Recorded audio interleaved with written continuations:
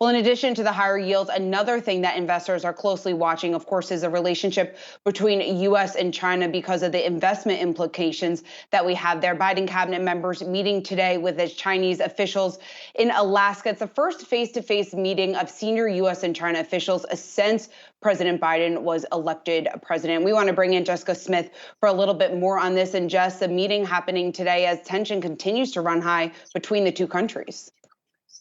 Yes, in just a little over an hour, Secretary of State Antony Blinken and the National Security Advisor Jake Sullivan will meet with top Chinese officials in Alaska.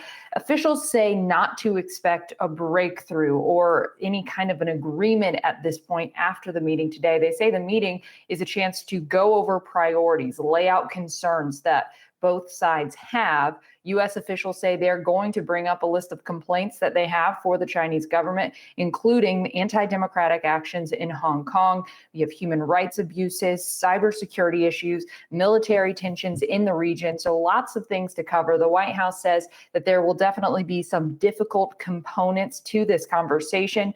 Now, the U.S. really wanted this conversation, this meeting, to happen on U.S. soil. Senior administration officials say that they are trying to come into this from a position of strength.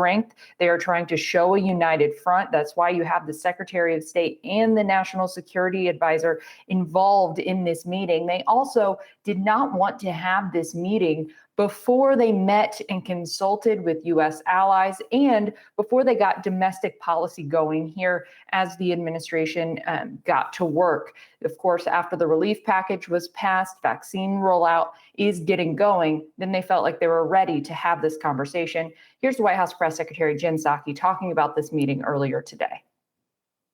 A big part of the strategy is approaching our relationship with China from a place of strength and strengthening our own economy at home, investing in the middle class, looking at it through the prism of competition, not conflict. And that means there's also more work we have to do here.